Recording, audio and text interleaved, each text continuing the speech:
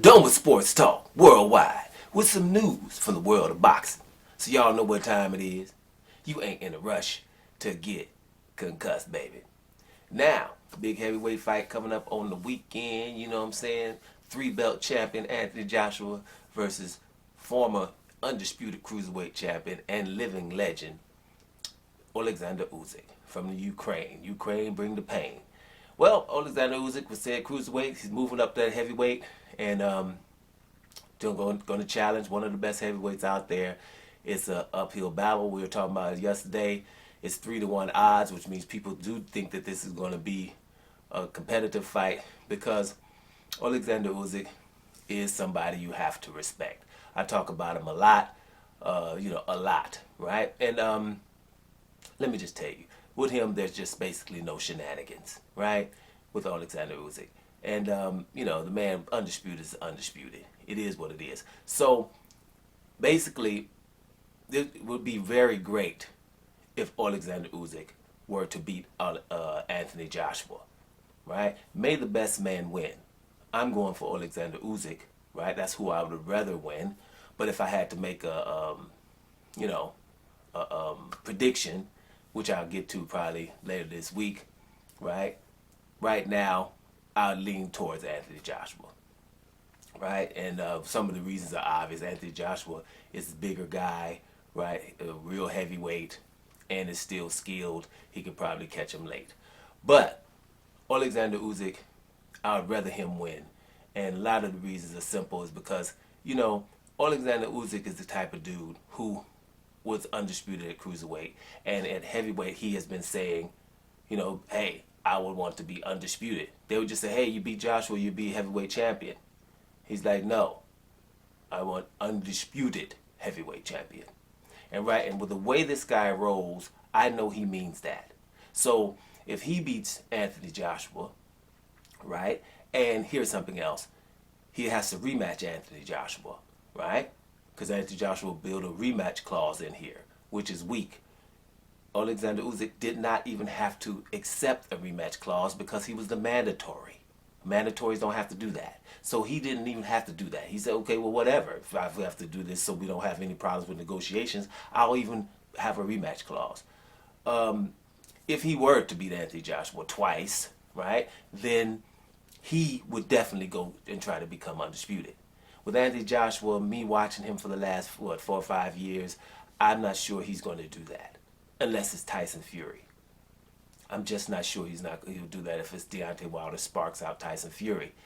And that's because of the things that's been going on for the years, right? So I think that Oleksandr Usyk would go for undisputed because he said that, right? Oleksandr Usyk, he is the kind of guy, right, that's unprecedented. I say a living legend because I haven't seen these kind of things. We watch a lot of boxing, and I haven't seen somebody go away to become undisputed and never fight at his hometown and just beat everybody.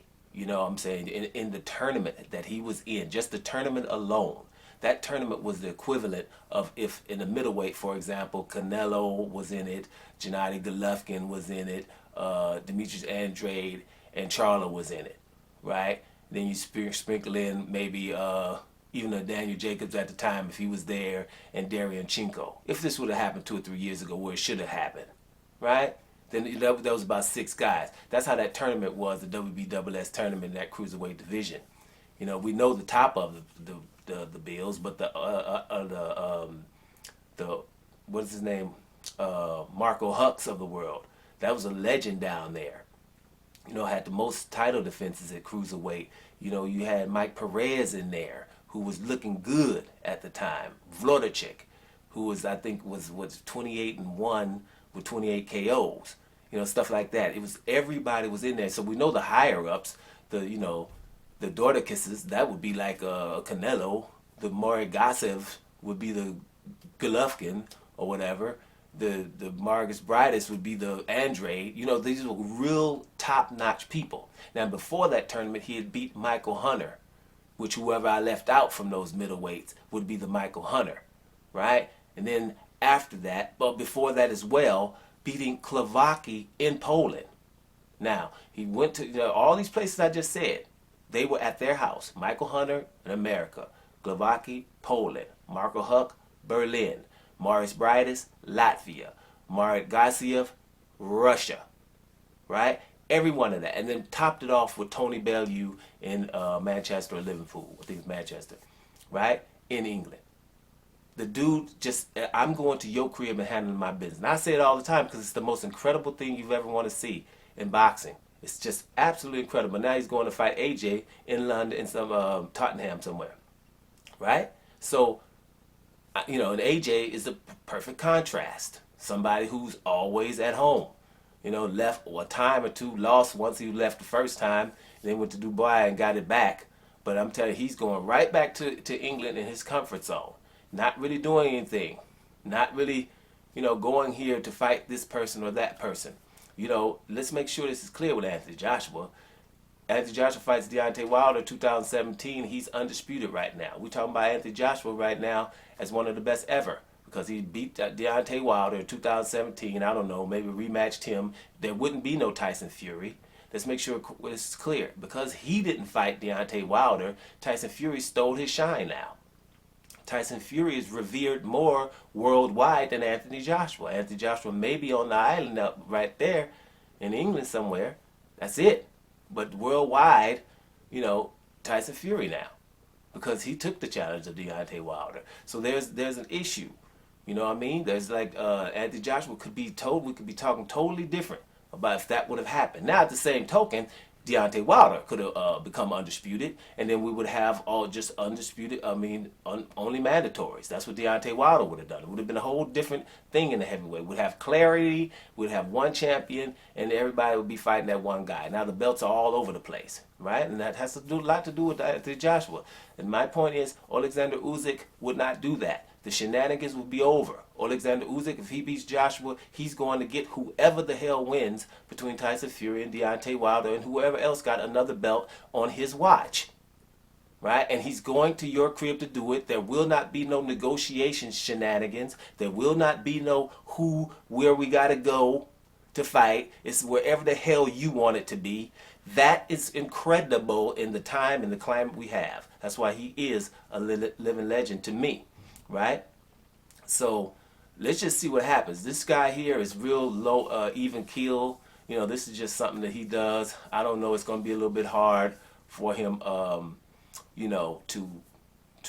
deal with a lot of this situation that's going to come his way, right? But let's just be clear.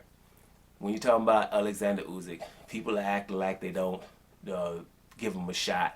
But the odds are telling you he does have a shot. I just told you he's been all over the world to beat people, right? He doesn't care about where it is and how big the situation is. The man's an Olympic gold medalist in the heavyweight division, just not the super heavyweight, the heavyweight division. Joshua got the heavyweight gold medal, but anybody that show you those fights, it was in London, weren't they? And some of those fights were controversial for Joshua, not for Usyk. So he's been a winner the whole time. People are acting like they don't know what this is. This is going to be a hard fight. Oleksandr Usyk is the kind of guy where he doesn't have to hear things like, you pretty good, but you didn't fight so-and-so, right? Like somebody's talking to Canelo right now. It's like, Canelo, yeah, you all right, man, but what's up with this Demetrius Andrade guy who's have a parallel career? There's no Charlos. What's up with that? No Benavideses. You know what I'm saying? You didn't rematch Laura. You could talk to him. Golovkin, you could say the exact same thing to him. How are you in a division with other champions you won't fight? You know what I mean? Teofimo Lopez. Well, he ain't gonna fight Devin Haney. You could have been undisputed just fighting Devin Haney, man. What's up with you? Right? So those kind of things can't be asked to Oleksandr Usyk. There is nobody looming for Oleksandr Usyk in his cruiserweight division, talking about, oh, you didn't fight him.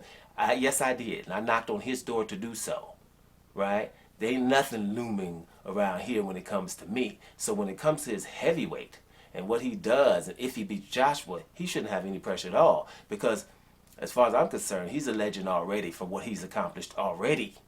This here is cream.